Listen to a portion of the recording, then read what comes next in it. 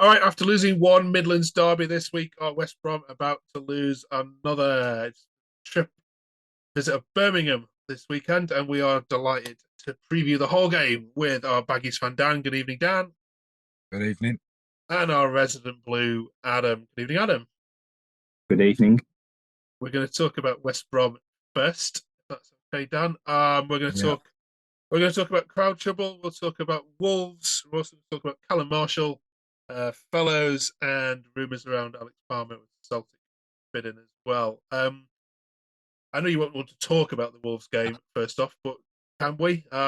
Yeah, why not? The first half, I don't think you could tell who was the Premier League team in all honesty, but once your comedy defending lets the goal go in, you just made two mistakes, didn't you? And essentially that was game over. And Premier League players are going to take advantage of it every day Sunday. Yeah, of course. I mean, look, their goal came from probably something they tried on the training ground where it was a corner and he just tried to ping it to the edge of the box for Wallace. But it there wasn't much pace on the corner, so obviously Doherty's got there first, and he's just read it like a book, and we just couldn't handle the pace of that quick counter attack. I mean, you can't really, well, you can't really blame him actually. Just it was just shocking defending, and you can see the quality that Wolves have actually got in Neto. And fair play to him, he took his goal well, even though it was shoddy defending. Swift just looked like he just dangled his leg in there. But like in a derby like that, and you got your player running at you, you just smash him. Just smash him. Look, even in the middle of the park, just smash him. But he's just dangled a leg, look, and he's just dribbled it past him. And to be fair, it's a great finish.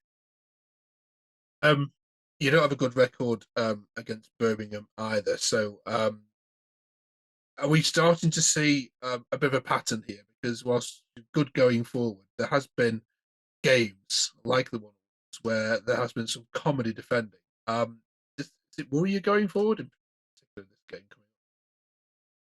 coming Um, yeah, but then luckily we've still got like the soldier Cedric Kipre still on form.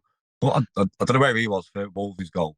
But look, yeah, going into this Blues game, look, we've got three derbies this season: Blues twice and Wolves once. And surely we've got to win one to get a bit of credit back for us. But I think it we'll was see what happens. I think Kipre gave a penalty away in this reverse fixture, didn't he? I'm Yeah, sure and he it was fouled a. nowhere near a penalty.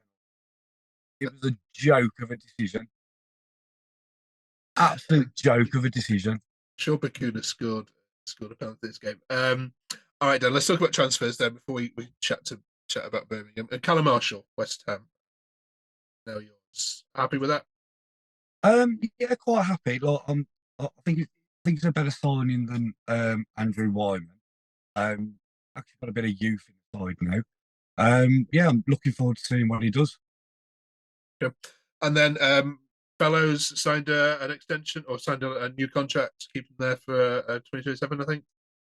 Yeah, there was a couple of teams sniffing around him, and it was like, just leave him alone, let him stay. And I'm just so thankful now that he signed this 3-year deal just to keep him at the club. I mean, he's been there since he was a kid.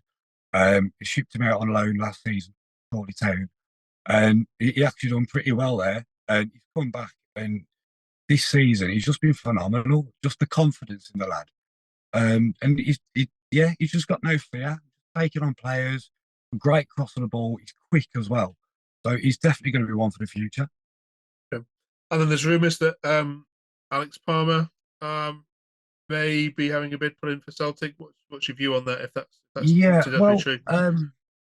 when I seen the starting lineup for the Wolves game, and he was on the bench, that was like, okay, what's going on here? But this does actually make sense. But we can't afford to let him go. I mean, look, Josh Griffiths is a great goalkeeper as well, but then you still want to keep like your number one at the club. But again, he's been there since he was a kid. Okay, he's been shipped out on loan to many clubs. But yeah, he's a fantastic goalkeeper, and again, definitely one for the future. Maybe even an England call up, but you just don't want to let him go. And I'm sure the asking, I'm sure Celtic have bid like 2.7, but he's got to be worth more than that. Got to be worth more than that. And just obviously help us clear up some of the reputational damage that's been on Twitter and obviously in the newspapers today with all the trouble that went on at the Hawthorns. First of all, what was you in the ground? What did you see Yeah. or make of it all? I mean, well, obviously, passion is a big factor in this game, and tempers are going to flare because of the result. But then you got to put it down to the Wolves fans that are buying tickets in the home end and then jumping up and celebrating. Their own fault. If you're going to go and sit in the home end, you jump up when your team scores, and you support the other team, then you're the idiot, really. So the Wolves fans that got them tickets in the West Brom end, they've only got themselves to blame if they ended up with a few cuts and bruises. So I've got no, yeah, I've got no like compassion for them at all. Their own fault. Yeah. Seemed to be around the ground, lots of stuff being sparked off. Were you lots of commenting on the stewarding and the policing of it wasn't up to standards? Do you agree with that, or do you Yeah, think it was just I don't think the stewards really controlled the crowd that well at all. I mean, there was people running on the pitch, but it was like, look, where's security here? And it was kicking off in all over the ground. To be honest, that's where all the Wolves fans were, just little pockets of them just sprouting up everywhere. It's like, but they shouldn't be there. They should have policed a hell of a lot better. It was an absolute shambles by them, to be honest.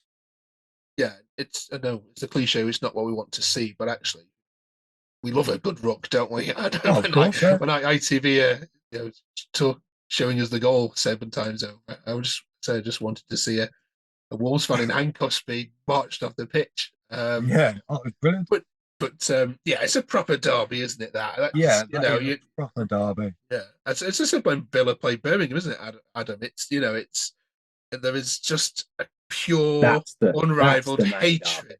derby. That's the Are you main sure? Midlands derby. That's the main All one. I right. mean, you But at least we've got a mutual hatred for Villa. Well, I was gonna ask that. yeah. Do both of you, while this game's going on, sing "Stand Up If You Hate the Villa" and mutually all stand up and applaud each other? Of Is there that course, kind of yeah. yeah? That's Right. the one fun thing about playing blues. Okay. All right. Dan, we'll leave you there for a second. Oh, Adam. Usually Birmingham are the circus of the championship. Have been for months, and actually we are with not much to talk about in terms of blues. Does it make you happy that you've just got a nice normal championship team now who are just steadily going about their business without this hoo ha and this performance going around it? creeping under the radar now, aren't we? We're just keeping a low profile, ready to strike next season, come back bigger and stronger. We'll talk about your transfers in Birmingham in a second. What do you make of West Brom this year? I mean, you beat them 3-1 at St Andrews early in October. Yeah. I said at the time, I don't think that game was a 3-1 game. I think at 1 they look back and Baggies were cruising at the time, and then the ref goes and gives a soft penalty, and it completely changes it. And then that was it. Then Blues obviously took the momentum, and before you know it, you've got Dion Sanderson doing that in front of their fans, and that's it. And it all came over. And then Gardner goes and puts one in the top corner just to finish it. So yeah, they're a good team. They've got some good players that I like. I think they're definitely beatable. But I don't see them in the top 6 come the end of the season. Dan, should we get some predictions from you then, please, for this one? West Brom Blues. we've got to win a derby this year, surely. Go on. I'll sneak a 1-0 win. Adam. I see us doing it again. To be honest, just one of them. I think it's going to be one of them games where I think it'll be tight for a lot of it, and I think we'll go and do something crazy and score in the last 10, 15 minutes and nick it. So yeah, I'll go 1-0 Blues. But I see it being a tight game to be fair this time. I don't think it'll be big 3-1 or anything. Times have changed. Right, thank you both for joining us then. Enjoy the game. Thank you, Dan, for sharing, coming on that Wolves view last week. Thank you for not being too harsh with our Wolves podcaster. Really appreciate it. All right, cheers, fellas. No worries. Cheers.